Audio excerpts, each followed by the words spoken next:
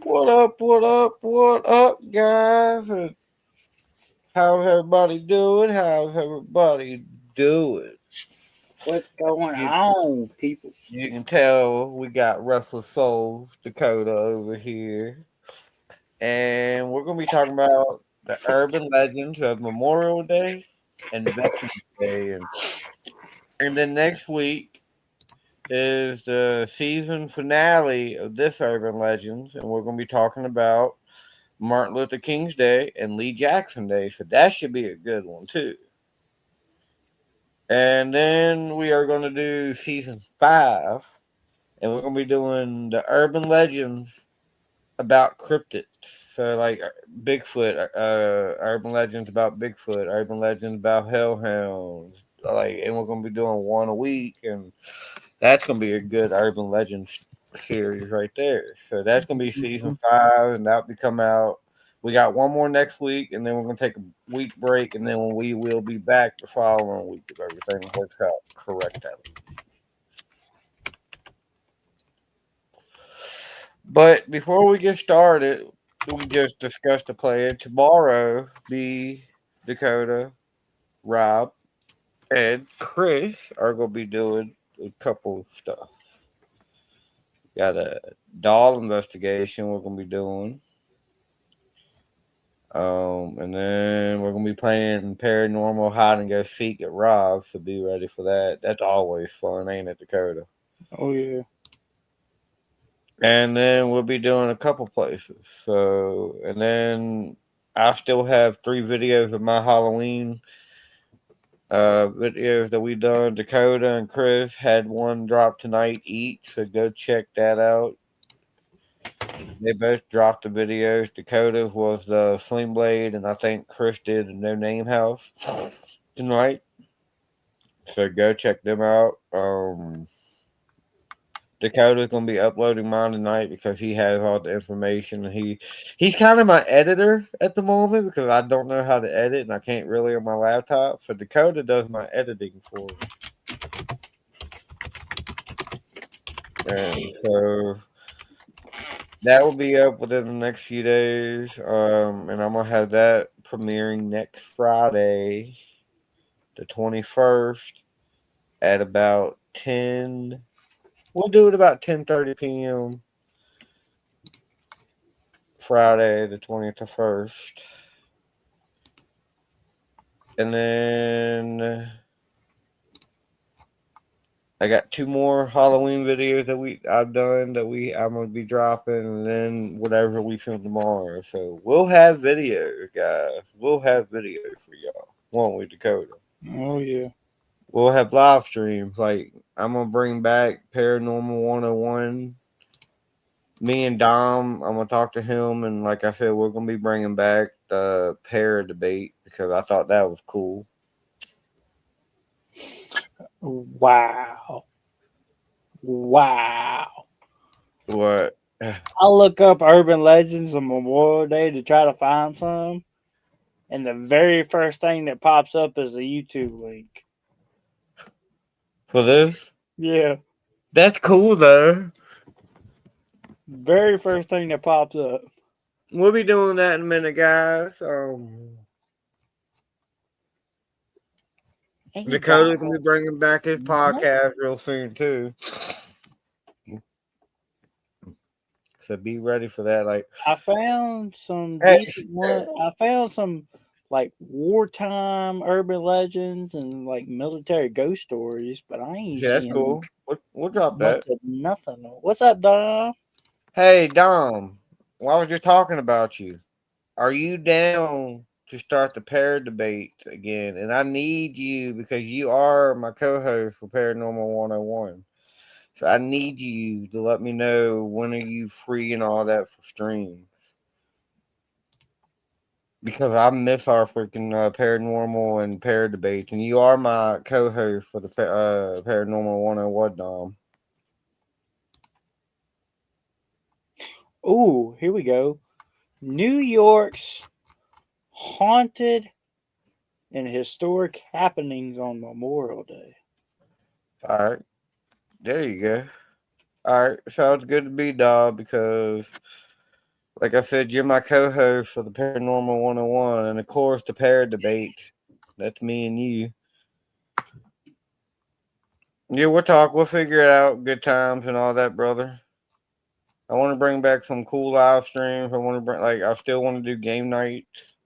I know I haven't done game night the past few weeks. Sorry about that. Um, but I will be bringing cool game night back. Like I think Tuesday night I'm gonna be doing, and I think you'll like this, Dakota. Well, you remember the one sentence story where I say a sentence, you say a sentence, and whoever on panel says a sentence, and we see how the story goes. Oh yeah. I think about doing that for game night.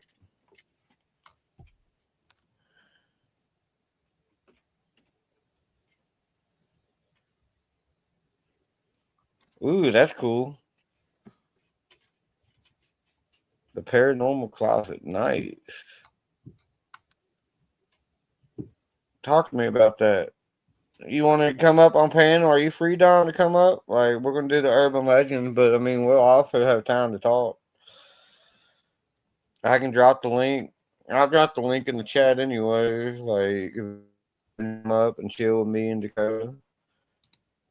I sent it to Redheaded Stepchild because he came up the last game night I was supposed to do. There's the link. Okay. I got you, Dom. But I will pin the link in the chat if anybody does want to come up. But yeah, freaking like I was saying, tomorrow night we got some couple things we're gonna be filming. I'm gonna be live on YouTube at some point for the doll investigation and hide and go seek. So I'll be doing 2 live streams tomorrow, one investigation and one hide and seek. So be ready for that.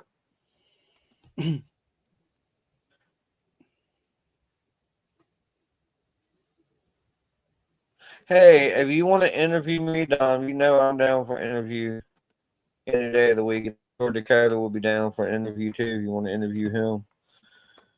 And maybe we can even get Chris up here. But Dakota, you said you got some good things you want to start off? Yeah, give me 2 seconds. All right. But Make yeah. Post.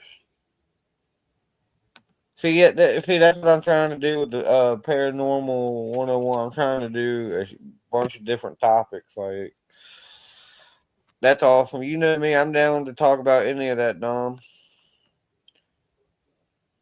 Like I said, we're doing this week's episode and next week's episode, and then we're taking a week break, and then we're starting season 5, and we're going to be doing the urban legends of cryptids. So it will be on my channel, and I think week 1 we'll just go ahead and I'll tell you we'll be doing the urban legends about hellhounds. Because that's my favorite cryptid to talk about is hellhounds. So we'll be doing the urban legends of hellhounds and about hellhounds and all that. So next week we'll have Martin Luther King Day and Lee Jackson Day on Dakota's channel to end this season, and then the following, like we'll take a week, and then my channel we will do that. So be ready for that, and we'll come up with a list and all that. And if y'all want, we'll even bring up people on panel and they can join us for Urban Legends of the Cryptids, like Matt, Ryan, like Dom, anybody that's into the cryptid, paranormal, like anybody that's in the cryptids and all that, love to join us and even give us stories of their own.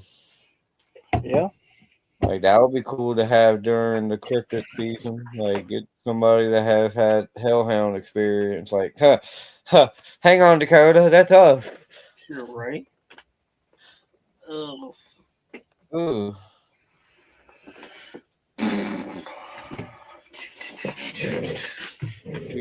Ooh, oh yeah. Awesome, brother. But yeah, let me know when you're all healed up and we can get you back and talk. And but you make sure you heal, cause I need you back. You my partner, my co-host. We'll be talking about hellhounds, and I'll let Dakota choose what he want to talk about, and then we'll switch it every week, and we'll talk about one different like urban legend theories and stuff like that about that certain cryptid. Yeah. But yeah, Dakota, if you want to get started, we'll get started with the Memorial Day and Veteran Day. Right. Urban legend. So we're gonna start off with 10 of the most unsettling wartime urban legends. Ooh, that's a good Number one. 10 is going to be Russian soldiers in Scotland. This urban legend was very scary, at least to Germans anyway. During the First World War, a rumor circulated that innumerable Russian soldiers had been transported from their homeland all the way to Scotland in preparation for an invasion against Germany. People allegedly saw soldiers in train stations with snow on their boots asking for vodka in a foreign accent. It didn't take long for the rumor to spread like wildfire across the UK. However, as with most urban legends, this turned out to be just a hoax. Origins of this rumor are hard to trace. The Russians may have been Scottish Highlanders who, with a thick accent, explained that they came from the he explained that they came from Russia. Some sources point to a telegram stating that the Russians have arrived in Scotland, only the telegram meant Russian eggs, not soldiers. Others pinned the story on a French officer who asked where his rations were. However, one of the most plausible sources from the rumor may have come from the enemy. Karl Lodi, a German spy stationed in Edinburgh, told his superiors about the Russian soldiers in Scotland. Although ultimately baseless, the report was enough to shake the German military. Okay, Oh, what happened? that's definitely interesting. Number 9 is the CIA's whale parade. During the Cold War, a rumor arose that the CIA had the unlikeliest agent on its roster, a dead fin whale named Goliath. Called by Norwegian whalers in the 1950s, Goliath was mounted on a truck and toured all over Europe well in the 1960s. While already bizarre in itself, parading a dead whale is kind of weird. Conspiracy theories argued that the whole thing was a cover. Darn it, ad pop up right in the middle of it. Damn ads. That the whole thing was a cover up for more of a nefarious purpose, especially after the whale arrived in Hungary. Allegedly, the CIA wanted to test if the roads could handle the load of nuclear missiles loaded on trucks. To avoid arousing suspicion, they opted to substitute the dead whale for the missiles. The truck carrying the whale eerily resembled one used to carry nuclear missiles, according to conspiracy theorists. No concrete proof was ever presented, and the Hungarian crowd loved Goliath. Tickets were sold out everywhere he went.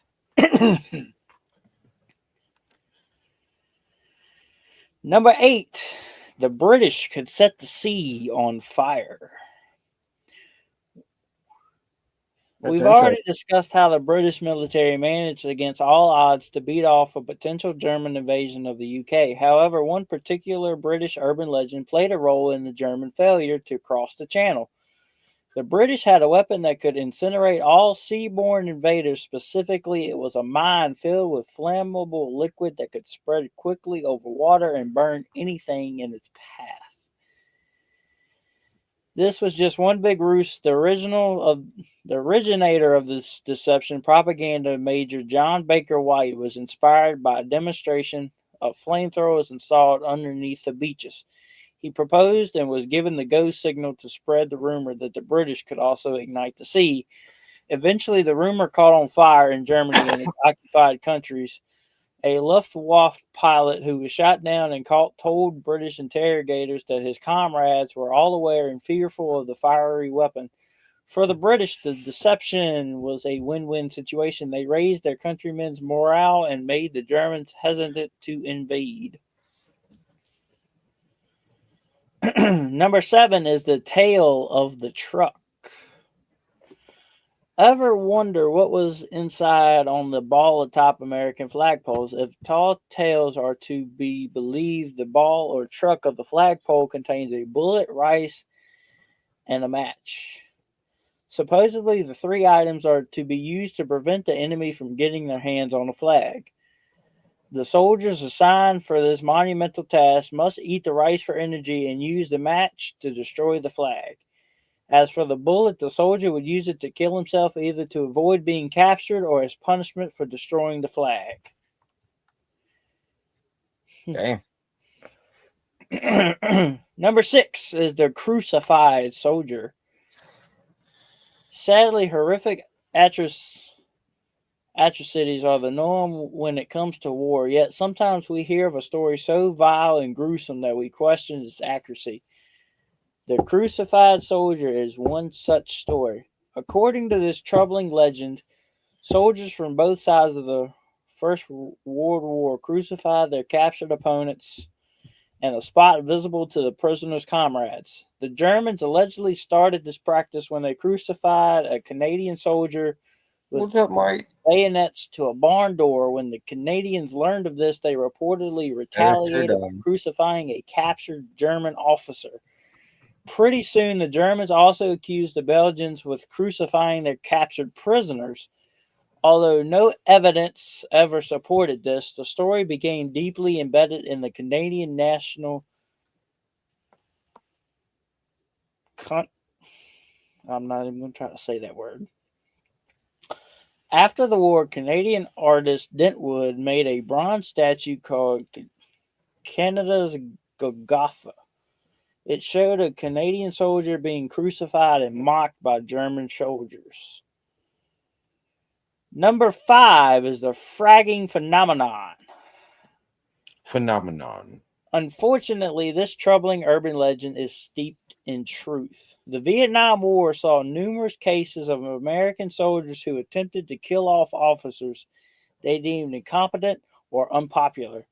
The preferred method of assassination was a fragmentation grenade because they were harder to trace than bullets fired from a gun. Eventually, the term encompassed all methods of killing an officer, which also included stabbing him to death.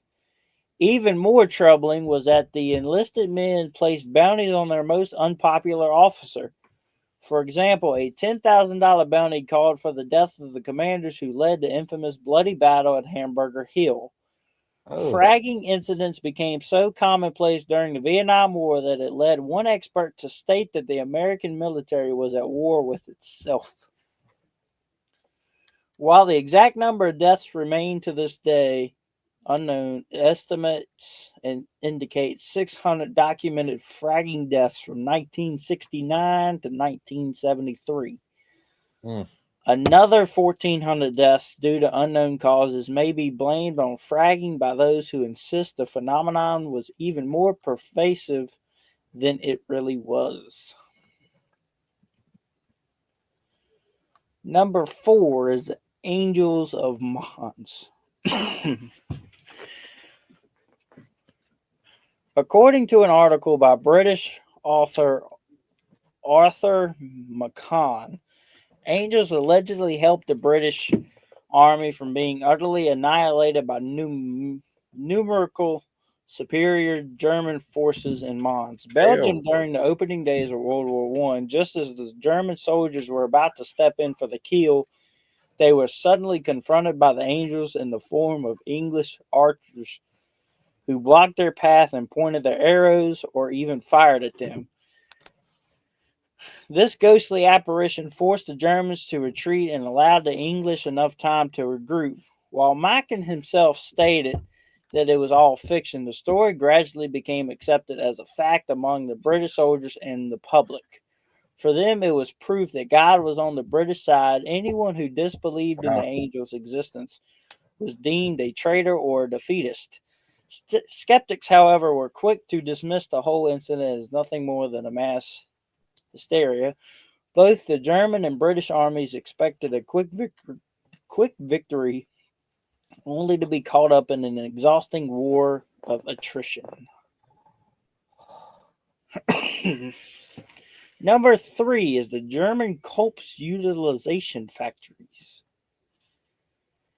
Ever heard of the controversial myth of the Nazis manufactured soap out of the fats of their prisoners?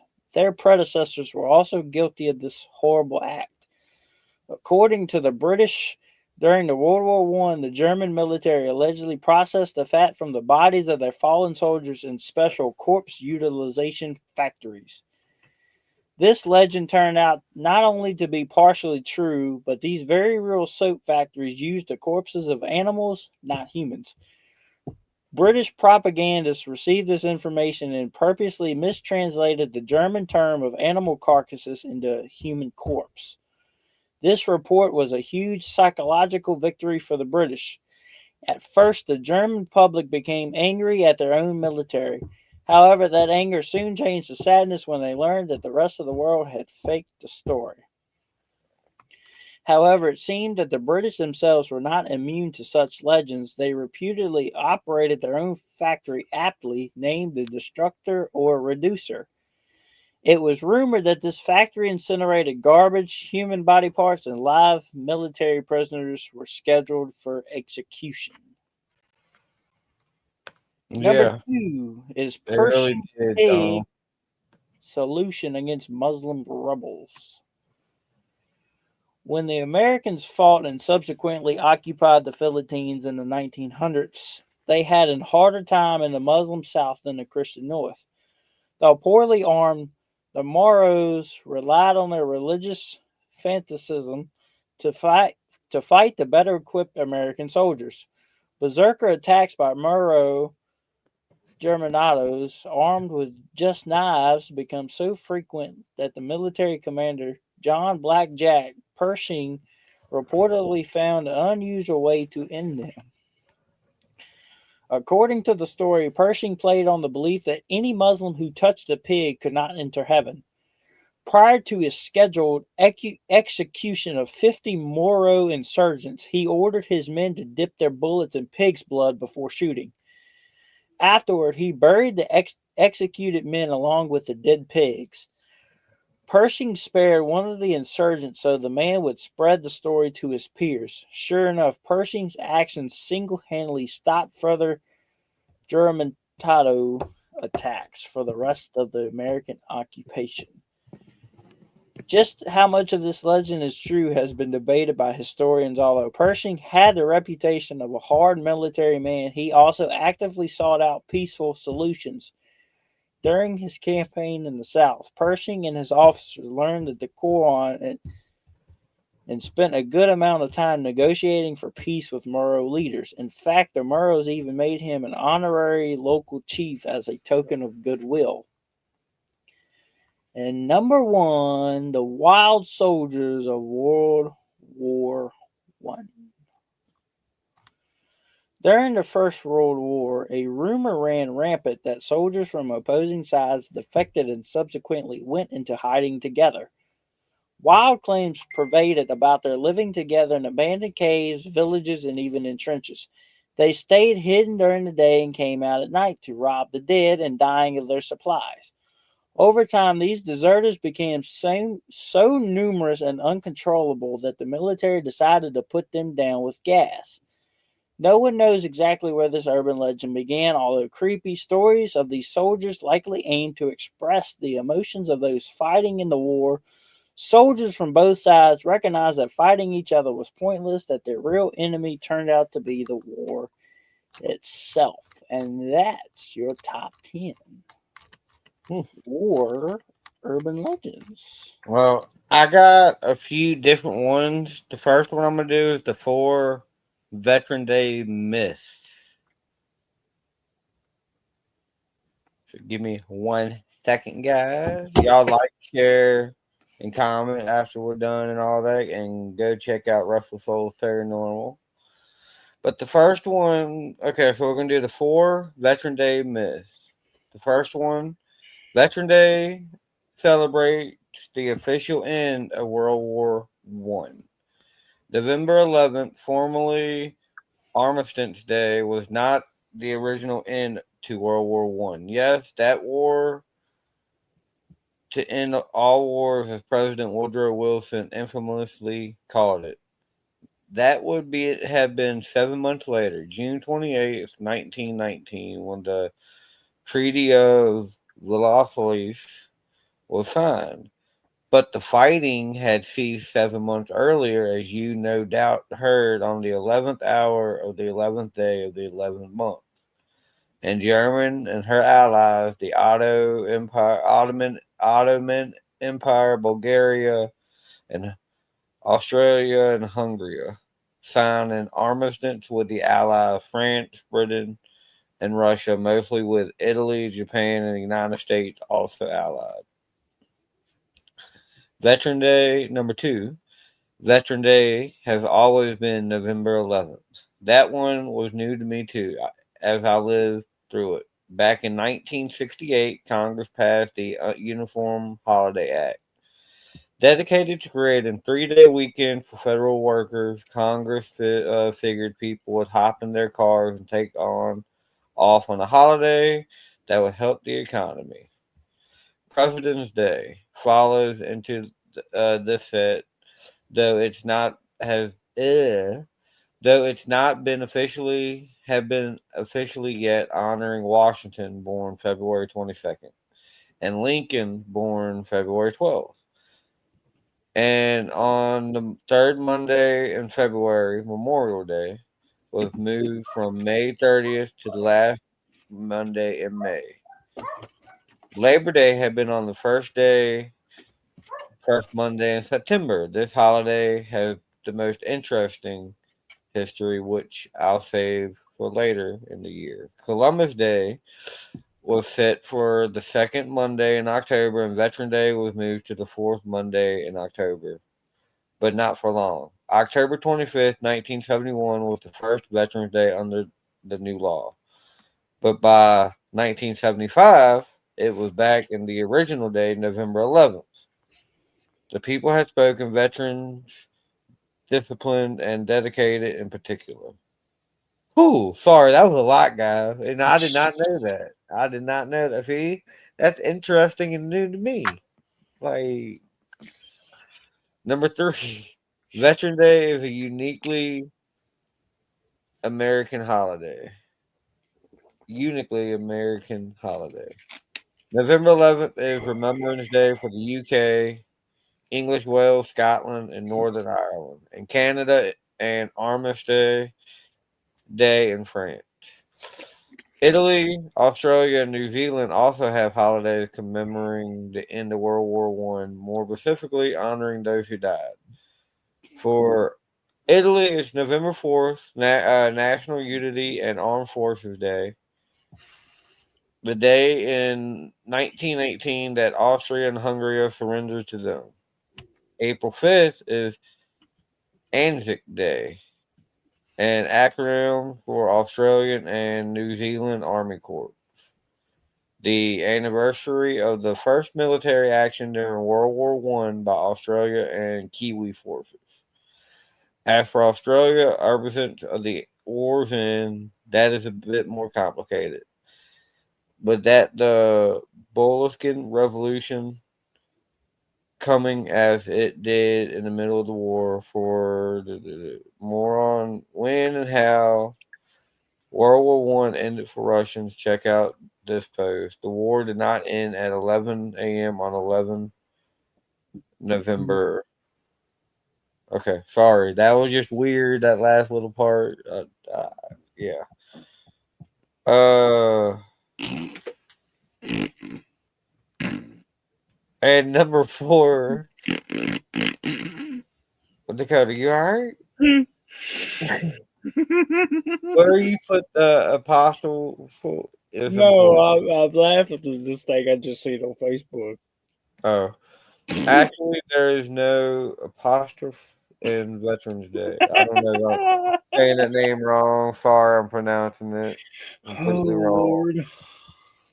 But there's not that in Veterans Day. There's no positive, possessive, necessary, simple because it's a day to honor veterans. Not a certain group of them or one of them at all. In Europe, they once celebrated with 2 minutes of silence on the 11th hour, the 11th day of the 11th month. Veterans Day, Remembrance Day, whatever you want to call it, emerged from the pain of a miserable war, a war almost no one wanted, and one we have suffered for the countless ways since. And then I got 9 things you did not know about Memorial Day. So the first one about Veterans Day, this one about Memorial Day. Number one, Memorial Day and its traditions may have ancient roots. Um, okay. While the first Memorial Day events weren't held in the United States until the late 19th century, the practicing of honoring those who had fallen in battle dates back to thousands of years. The ancient Greeks and Romans held annual days of remembrance for loved ones, including soldiers, each year. Their graves were flowers. They put grave. Damn mad. Okay, they put their graves with flowers and holding public festivals and feasts in their honor. In Athens, public funerals for fallen soldiers were held each after each battle, with the remains of the dead on display for public mourning before a funeral process took them to their intimate in the Kermicos, one of the city's most cemetery, produced cemeteries. One of the first known public tributes to a war dead was in 431 BC when the athlete general and statesman Perseus delivered a funeral orientation praising the sacrifice and value of those who were killed in the Pelo- Peloponnesian War. A speech that some have compared to the tone of Abe Lincoln's Gettysburg Address. Number two, one of the earliest commemorates was originated and by recent freed African Americans. As the Civil War nearly neared it end, thousands of Union soldiers held as prisoners of war were herded into series of halfling camps in Charleston, South Carolina. Conditions to one camp, a former racetrack near the city citadel, were so bad that more than 250 prisoners died from disease or exposure and were buried in the mass graves behind the track's grandstand. 3 weeks after the Confederates surrendered, an unusual procession entered the former camp on May 1st, 1865. More than 1,000 people recently freed from enslavement, accompanied by regiments of the U.S. colored troops, included the Massachusetts 54th Infantry, and a handful of white Charlottans gathered in the camp to consecrate a new proper burial site for the Union dead. The group sang hymns, gave readings, and distributed flowers around the cemetery, which they dedicated to the martyrs of the racecourse. The holiday founders had a day in tri- bleh, disfigured career. In May 1868, John A. Logan, the commander in chief of the Union veterans known as the Grand Army of the Republic, issued a decree that May 30th should be a nationwide of commemorate for more than 620,000 soldiers killed in the recent ended Civil War. On Decoration Day, as Logan dubbed it, Americans should lay flowers and decorate the graves of the war dead with whose bodies now lay in almost every city, village, and hamlet churchyard in the land. According to legend, Logan chose May 30th because it was a rare day that didn't fall on the anniversary of the Civil War battle, though some historians believe the date was selected to ensure that flowers across the country would be in full blossom. After the war, Logan, who served as U.S. Congressman before resigning to rejoin the Army, returned to his political career, eventually serving in both House and Senate, and was an unsuccessful Republican candidate for vice president in 1884. When he died 2 years later, Logan's body laid in the state of Rotunda, in the rotunda of the United States Capitol, making him just 33 people to have served this honor. Today, Washington, D.C., Logan Circle, and several townships across the country are named in honor of this champion of veterans that were killed in battle. Sorry, my throat was messing up there for a minute. Number four, Logan probably adopted the idea from earlier events in the South. Even before the war ended, women groups across much of the South were gathering informal to decorate the graves of Confederate dead. In April 1886, the Ladies Memorial Associates of Columbia, Georgia, result a commemorate of the following once a year, a decision that seemed to have influenced John Logan to follow suit. However, according to his own wife, Southern communications were rarely held on standard day, which with observation. Yeah. Sorry, I can't read, guys. So y'all just differing by states and spread out across much of the spring and early summers. It's a tradition that continues today. 9 southern states officially recognize the Confederate Memorial Day with held events on Confederate President Jackson Davis' birthday that day, on which General Thomas Stonewall Jackson was killed, or the communicate other symbol events.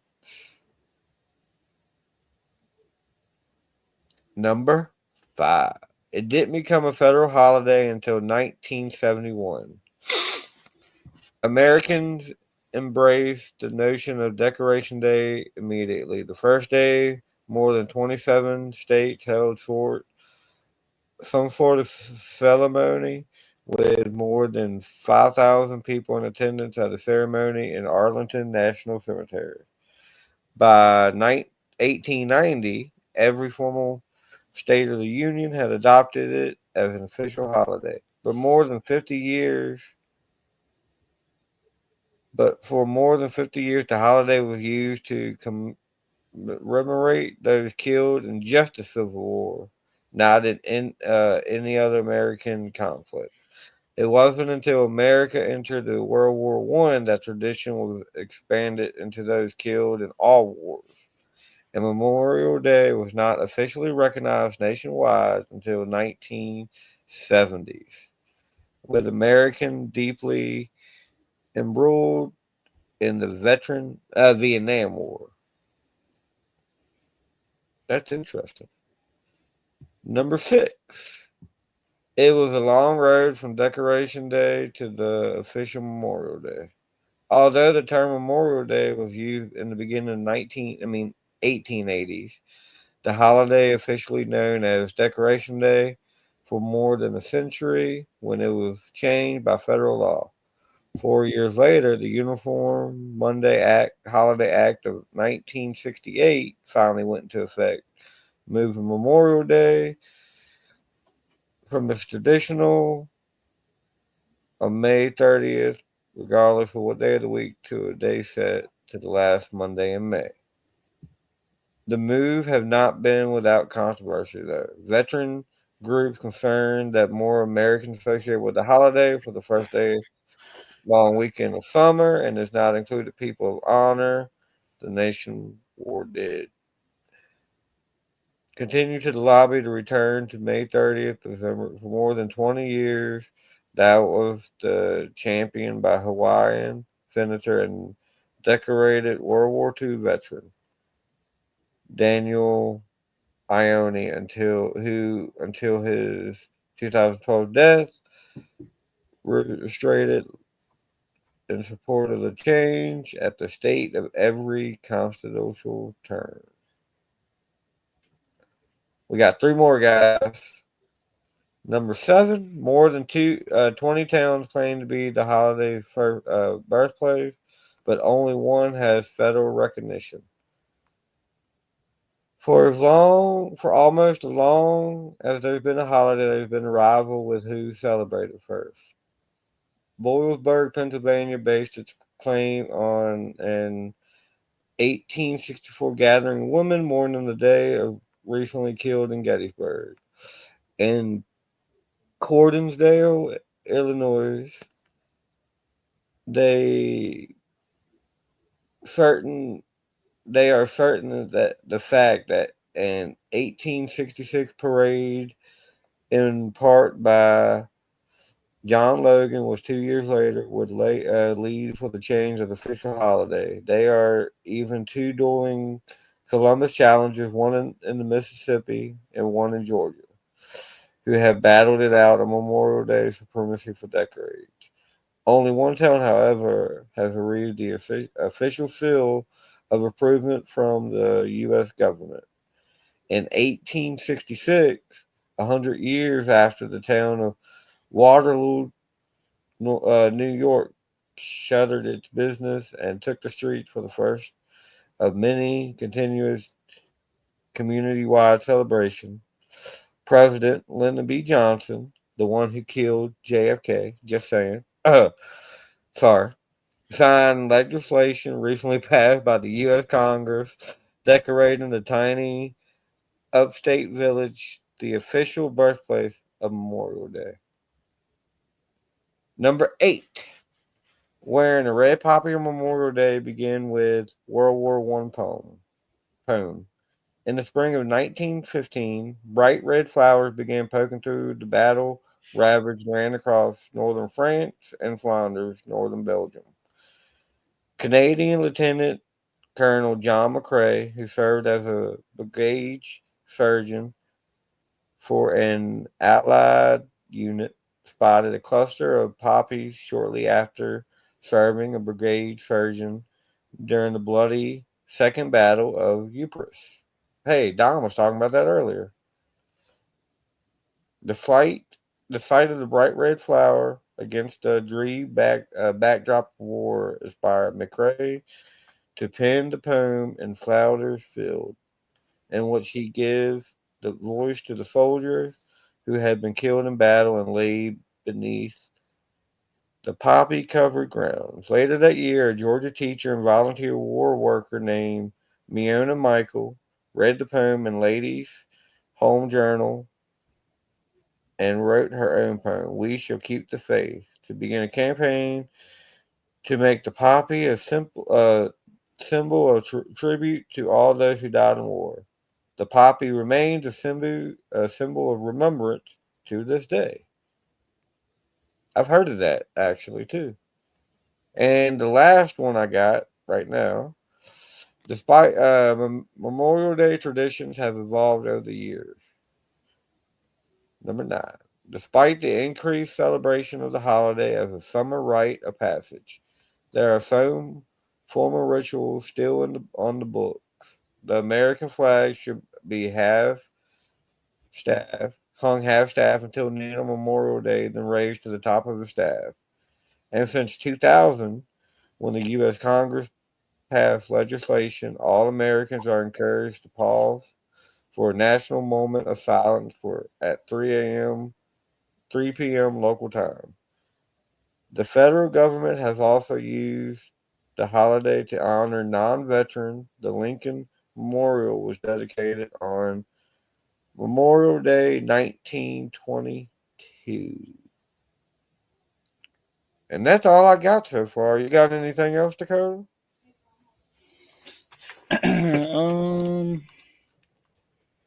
Yeah, I got a couple more. All right. Well, before you read them, don't forget, guys, check out Dakota. He had a couple videos dropped the past few days. So it did Yeehawk Nightmares. I'll have a couple videos. We are recording some tomorrow. I'll be live twice tomorrow for a live doll investigation and for hide and go seek. So be ready for Saturday night. We will be live. All right. Continue, brother. All right, so we're gonna start with some some of New York's haunted and historic happenings from Memorial Day. Starting off with the first one, Fort William Henry in Lake George. The Fort William massacre inspired the movie Last of the Mohicans. Although the story is based around events in the Lake George area, most of the movie was filmed in North Carolina. This historical site was constructed to protect the waterways from New York City to Montreal during the French and Indian War. Fort William Henry was designed to house 500 soldiers, and also women and children lived and died on the grounds and surrounding areas. Many men died in battle, and the lives of men, women, and children were lost to disease and harsh climate as well. Paranormal activity within Fort William Henry has been investigated by ghost hunters of the Sci-Fi Channel, and also Ozzy Osbourne's son, Jack Osbourne, visited Fort William Henry to gather paranormal evidence for his show Portals to Hell.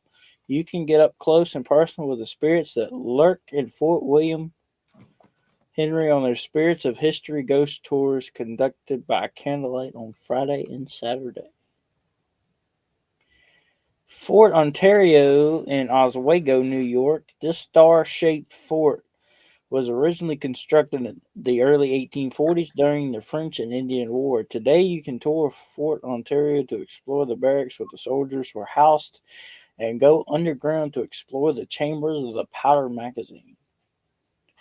Some visitors claim that the spirit of Corporal Fikes will haunt you for life if you stand on his grave, or if you jump over the grave, you can choose who he will possess next. However, others claim the abundance of spirit energy at Fort Ontario is non-threatening or even inviting. President Franklin Roosevelt opened the grounds and buildings of Fort Ontario during World War II to provide safe harbor from Nazis for over 1,000 European Jewish refugees of the Holocaust. A great deal of paranormal activity has been reported both day and night. 77 soldiers, women, and children are known to have lost their lives within the confines of Fort Ontario. Sighting, sounds, and photo captures happen regularly to visitors and staff, the most common being the man with the red cap.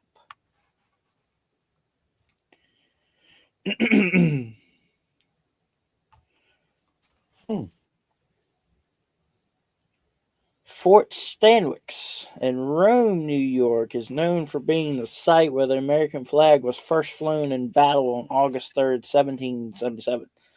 Fort Stanwix was a site where a flag was said to be fashioned from a soldier's white t-shirt, stripes of red fabric and from a woman's petticoat, and blue straps from the Captain Swartwout's cloak. It is known that a large number of troops died in 1758 during the construction of Fort Stanwix, and that some of the bodies were buried in the vicinity of the fort. Human skulls and bones, along with 8 more skeletons of adult males, were excavated in 1972. And that's all I got there.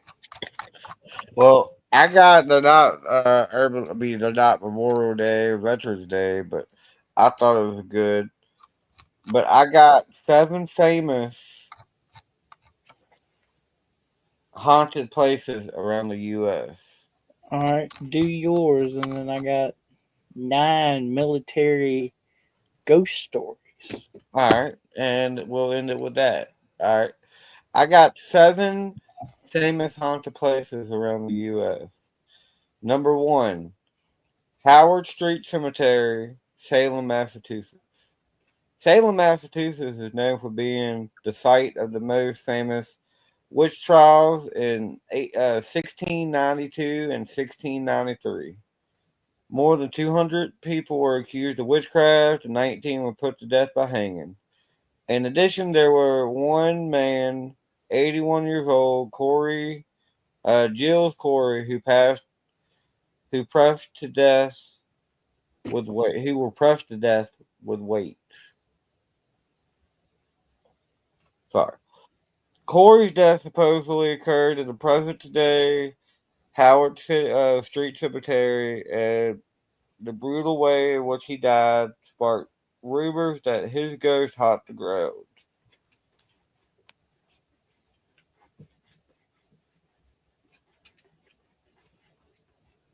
Oh wow!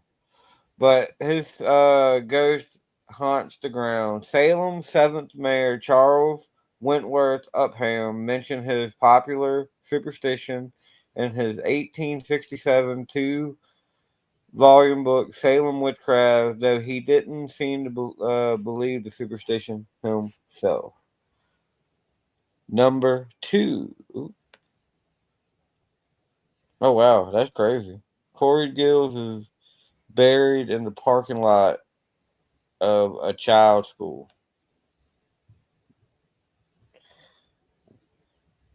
Number 2, the White House in Washington, D.C. People have long claimed to have spotted various president ghosts in the White House, but the commander in chief people claim to see most frequent is Abe Lincoln. One of the first people to say they saw Abe Lincoln's ghost in the White House may have been Jeremiah Jerry Smith, who worked there between the late 1860s and the early 1900s. In addition to Lincoln, Smith claimed to have seen the ghost of USO Grant and William McKinley, who assassination Smith was presented for in 1901. Since then, many other people have claimed to have seen the ghost of Lincoln, including Prime Minister Winston Churchill. Allegedly, Churchill saw Lincoln's ghost after stepping out of the bath in the White House. Oh, that's freaking nuts, Dom. That's crazy, though. But yeah, definitely, I know that Washington. That's why I want to be president, so we can explore the White House. But number 3, and this one's another one that everybody I'm sure have heard of, but it's the RMS Queen Mary in Long Beach, California. The RMS Queen Mary is a retired British ship that sailed between 1936 and 1967. It was primarily a passenger ship, except for a period of war during World War II, in which it transported Allied troops and earned the nickname the Grey Ghost. Since 1967, the retired ship has been permanently docked in Long Beach, California, where it serves as a hotel and haunted tourist attraction. The Queen Mary Hotel claims to have spirits of an engineer who died in the engine room, a girl who drowned in the first class pool, and a lady in white, a type of specter that often appears in other ghost stories. Now, this one, we'll be talking about this in the next season at some point, but this is the New Jersey Pine Bears in New Jersey. The New Jersey Pine Bears is a national reserve that stretches across 7 of the state's counties and is rumored home of the Jersey Devil. According to legend, in the 18th century, a woman by the name of Leeds gave birth to a devil-like creature that terrorized the surrounding area and has lived there ever since. But the reason this legend spread is likely due to a rivalry Benjamin Franklin had with an ultimate public publisher. The Americans' alphabet first publisher, Daniel Leeds, had a reputation as Satan's headbanger, binger among the fellow Quakers. When Daniel's son Titan took over publication of the American Almanac, Franklin used his poor Richard Almanac to help spread supernatural rumors about Titan.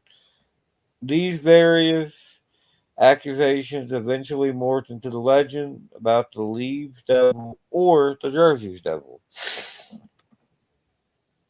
Now, this one is another one that I know everybody's heard of. The Stanley Hotel, Estes Park, Colorado. The Stanley Hotel in Estes Park, Colorado is most famously inspiring the haunted Outlook Hotel in the Stephen King's 1977 novel, The Shining. Although the real life hotel had been open since 1909, it wasn't until after the publication of King's book and release of the 1980 film adaptation that rumored the ghost began to swirl around the Stanley Hotel. The hotel actively promotes the idea that it's haunted, offering visitors a spiritual night tour of the premises. That would be a good one to go to one of these days, Dakota. Yeah. Number 6, we got two more guys. Number 6, the Whaley Hotel, the Whaley House in San Diego, California. In the 1950s, a man named Thomas Whaley decided to build a house for his family in San Diego, California. Supposedly the spot he picked for his house was the site of an execution that happened just a few years before. Since then, legend has it that this executed man, James Yankee Jim Robinson, has haunted the house. The museum that now owns and operates the house claims that other spirits have since made their presence known in the residence.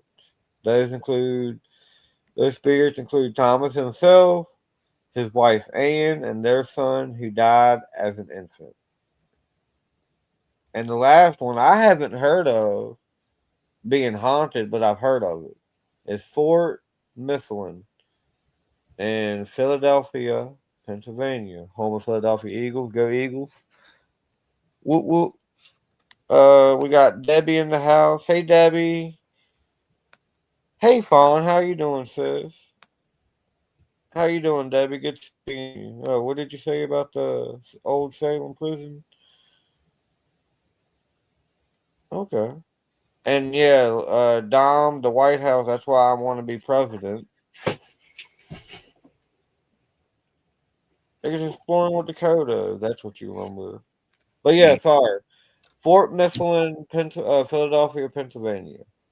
Fort Mifflin, located on the Delaware River in Philadelphia, Pennsylvania, served as a Continental Army fort during the American Revolutionary War, and later a Union prison during the Civil War. Decommissioned in 1962, the fort is now a National Historic Landmark. The site offered candlelight ghost tours, a Sleep with the Ghost program, and public paranormal investigation events. That would be something cool to check into, Dakota. Right? Yeah. Yeah. Like, I agree, Don. That place would be awesome to go to. Like, I'll have to check that out for sure. But that's all the 7 places around the United States. You got a few more, I Dakota. got 9 military ghost stories. All right, fine. We'll be here. Starting off with number 1 is the Vandenberg Vision. Now, these are stories from like actual veterans. so they should be Oh. pretty cool. The Vandenberg Vision. I was stationed at Vandenberg Air Force Base in California in 1971. Most barracks were relics of World War II, wooden structures from the Camp Cook era. There were a few rooms that no one dared to occupy. The police barracks had one such room. It was said that if a new recruit was assigned to that room, their belongings would mysteriously appear in the hallway after having been on a work shift. Some of those who tried to move into this room claimed to hear strange noises and even felt there were shadowy figures within the room. When they stayed more than 10 minutes, rumors were that someone had died by suicide in that room. Hmm. Number 2, formations at Fort Sill. When I was stationed at Fort Sill in Oklahoma, I lived in the senior quarters on post, which was about 1 mile from Geronimo's grave and a few others. As I was leaving for work one morning, one of my neighbors from across the street approached me and wanted to know in a very aggressive manner, why do we have soldiers marching through the neighborhood at night? I assured her that no unit was marching through the housing area. She pulled out her phone and showed me a video that made me forget to breathe for a few seconds. She had a recording of soldiers in 2 columns marching towards the road that led to the cemetery. I realized that the uniforms were unlike anything I'd ever seen outside of a museum. I requested that she send me the video, but her husband deleted it and told her to never speak of the incident again. He later came to my residence and requested that I forget about the whole thing because he was a first lieutenant trying to get a position on command staff and didn't want the extra attention. Number 3 is Power from the Great Beyond. I was a KC-135 navigator in the Air Force during the Cold War. One day we got an alert to report to our aircraft. As we opened the door to the cockpit, the auxiliary power unit started up by itself. There are several procedures required to start the APU, so this spooked the whole crew. After serving 19 more years, I still have never run across anyone else who had the same experience. Even the aircraft manufacturer couldn't give me an explanation as to how or why it started up all by itself.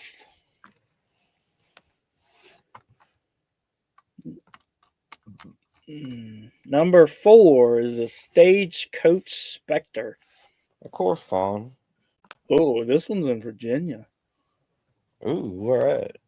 During the 1700s, a stagecoach traveling from Yorktown to Williamsburg, Virginia, was attacked by Native Americans in the middle of the night. It drove across the Felgates Crossing while on fire. Now it makes the same route in the afterlife and scares Marines on patrol. That's interesting. All right. Number 5, the apparition at Altus. When I worked on C-141s at Altus Air Force Base in Oklahoma, we had a plane that was rumored to be haunted by an airman who was crushed to death in the T-tail. I pulled in front of the plane at 2 a.m. one morning and it was completely dark. Right. I wondered where the crew chief was because a flight was scheduled for the morning. I sat on the flight deck reviewing the aircraft forms when I heard the very distinctive sound of combat boots walking from the back of the cargo bay to the front. Thinking I had caught the crew chief sleeping, I switched off my flashlight and stood at the top of the flight deck stairs listening to every step, waiting for him to get to the front of the plane. When I thought he was a few feet away, I turned on my flashlight and jumped into the cargo bay, but there was nobody there as I felt a cold chill go through me. The next one is the ghost of Fort Devens. During World War II, Fort Devens had German and Italian POWs housed on various parts of the base, including the pre-war 3-story brick building known as Hale Hall. One version of the story says that a wounded Italian POW jumped from a top floor window at Hale Hall and froze to death in the snowdrift at the base of the building. A second version says a German POW hung himself in the upper part of the building, but by the 1960s, the building was in use as a training facility for the Army Security Agency. As it housed top security, military intelligence materials, it had MPs inside on 24/7 duty. George was reportedly seen various times by the MPs, mostly at night on the upper floor. One night, a new MP was on duty and making his rounds on the upper floor when he spotted an individual in a secure area and ordered the intruder to halt. When the intruder continued walking, the MP fired his .45. Although the MP had a clear line of fire, the intruder continued to walk right through a wall.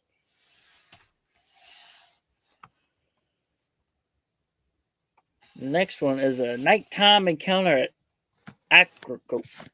I was stationed at USCG Station in Acrocoke, North Carolina. A year or so after being transferred, I went back for some duck hunting and stayed with a friend.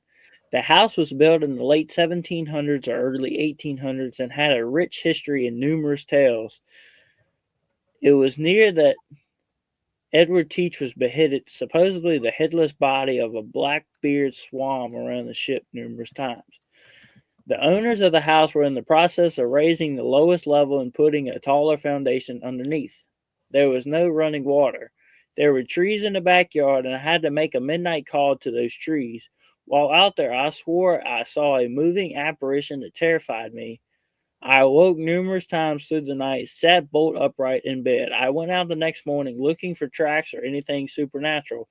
I even moved the tablecloth left drying on the clothesline, but I could never find the apparition. Next one is the helpful crew chief. I was a crew member on a C-5 based at Dover Air Force Base in Delaware. A crew chief died on the plane in an accident about 10 years before. Different things on the plane kept breaking without being operated or touched. I was outside chatting with the guard and heard over his radio that a new tire was on the way out to the C-5. We were the only C-5 at Ryan, Maine, AB at the time. Our flight engineers and mechanics didn't know we had a flat tire. 5 minutes later, a new tire arrived, and we quickly found our flat tire. To this day, we have no idea who requested the tire or why I heard the call on the security channel when it should have been broadcast on the maintenance channel. And the last one is extra training partners. In 1988, I was a volunteer at Fort Frederick State Park in Maryland, where we did living history reenactments of the French and Indian War. During a nighttime training exercise for fun, we played a war game. The idea was to do tactical movements in the field and woods around the original stone fort from this period in the U.S. During the night's activity, several of us witnessed figures in colonial-style uniforms carrying 18th century flintlocks across an open field. Hitting away from the fort and going towards the Potomac River, no one could identify who those figures were. We discussed possible explanations and nothing seemed to explain their presence. The only logical explanation was that we witnessed ghostly apparitions. There's a good one. And that's a good one too, Shire. I got 10 things to remember about Memorial Day. These are just little short things.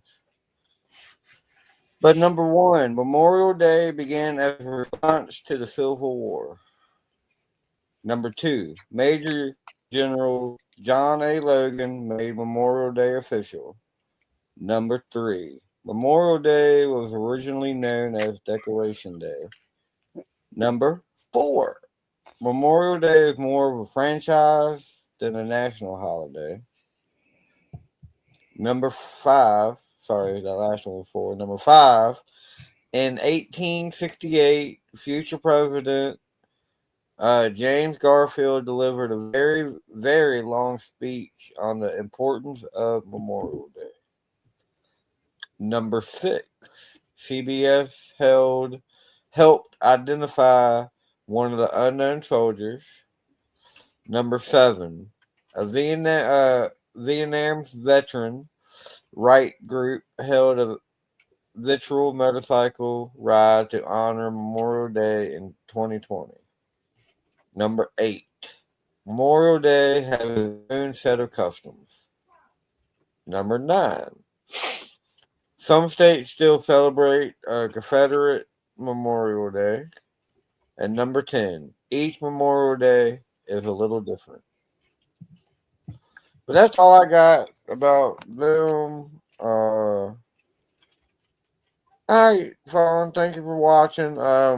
Before you go to bed tomorrow, probably about 7 p.m. Eastern, I'll be live for a doll investigation. And then about 10, 11 p.m. Eastern, maybe, we'll be live for hide and go seek. So be ready for 2 YouTube live streams tomorrow night. One doll investigation and one paranormal hide and go seek with Dakota and Chris and Rob. So we're gonna be doing that tomorrow night. So be ready for that. We're also gonna be recording some videos tomorrow. Dakota found a abandoned cemetery that we can do. There's a few houses. We got the 1 a.m. house we can do.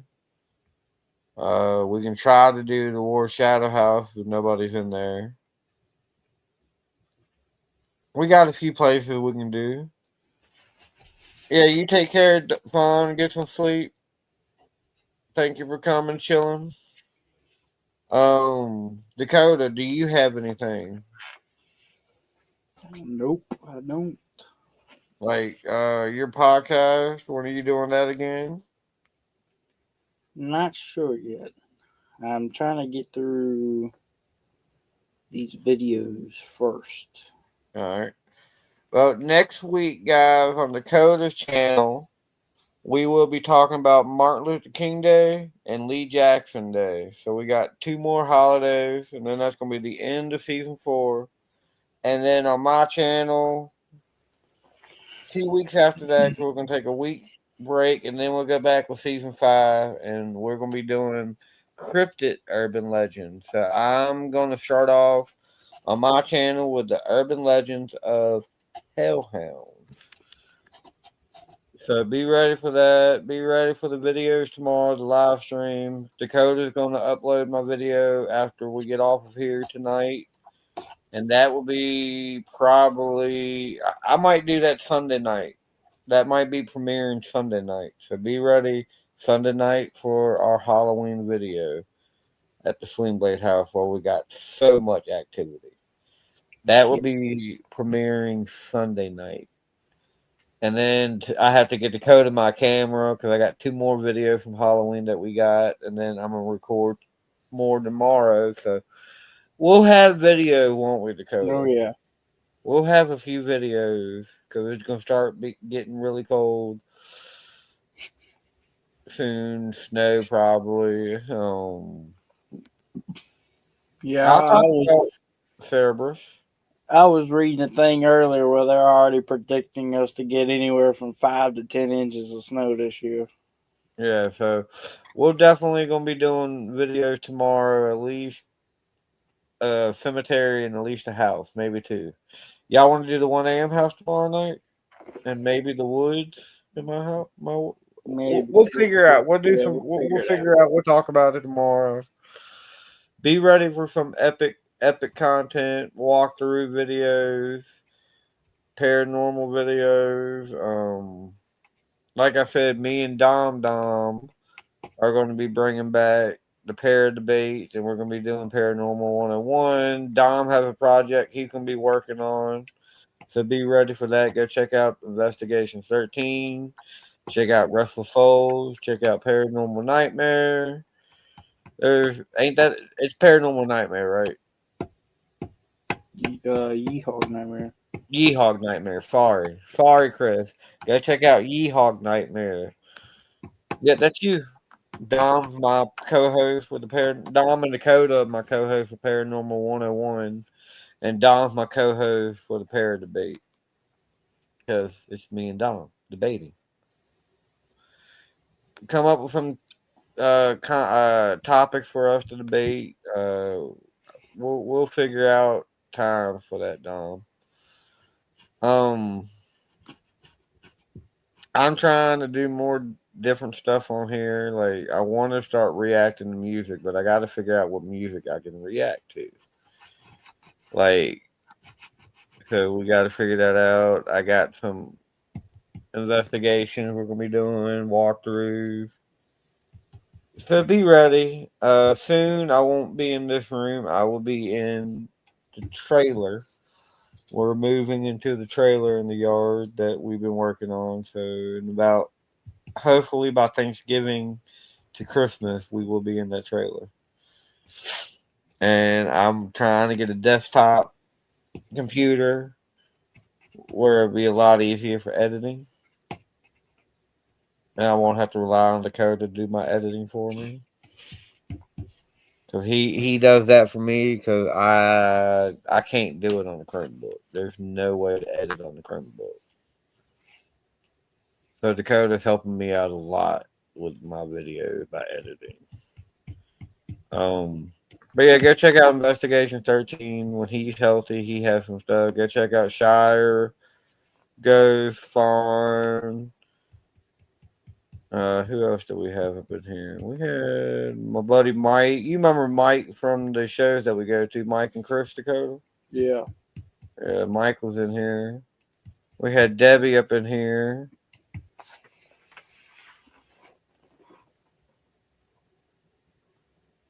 I had Mike. So appreciate everybody coming for the support, everybody for the love y'all give us. Every time we do this podcast, me and Dakota have been doing these for about 4 years now. Like I said, this is season 4. We'll be on season 5 soon.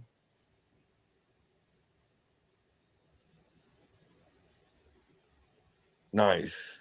Yeah, Dom has some good stuff on his channel, guys.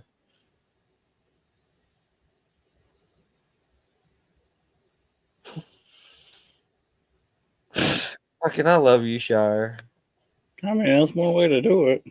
But I think after we do the season 5, the Cryptid Urban Legends, Dakota, how would you feel about doing urban legends about serial killers? Like we'll do 1 week, Ted Bundy. We'll do 1 week, like just different serial killers a week. I think that would be Ted Bundy be an episode just itself. so. I think for the next 2 Urban Legends seasons, we got cryptids coming up, guys, and then we're gonna do Urban Legends of serial killers. So we got season 5 and 6 already. Yep. For you guys. So be ready for some epic content we got coming. I'm gonna do another another minute and 10 seconds. We'll go an hour and 20 minutes today. I know it's not as long as we've been doing. I was gonna try to do 2 hours. But I gotta charge stuff for tomorrow and get ready. But Dakota gonna have videos dropping every Friday at 7 p.m. Eastern. And I think Chris is going to have his every Friday. Chris is every Friday at 8. Okay, Chris is mine's every Friday. 7, his is at 8. Yours is at 7, right? Yeah, mine's 7, his is 8. All right, go check out Dakota's every Friday at 7 p.m. Eastern. Chris will be, Yeehawk Nightmares every Friday at 8 p.m. Eastern. And I'm going to do mine every Friday at 10 p.m. Eastern. So every Friday night, be ready for me, Chris, and Dakota to be dropping videos. But thank you guys. We love y'all. We appreciate the love and the support throughout the 5 years on here. But I will see y'all tomorrow night. I'm going to say 7 p.m. Eastern for a live dog investigation on here.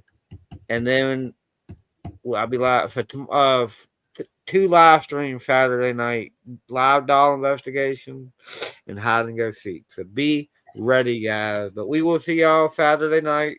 We love y'all, and Bye.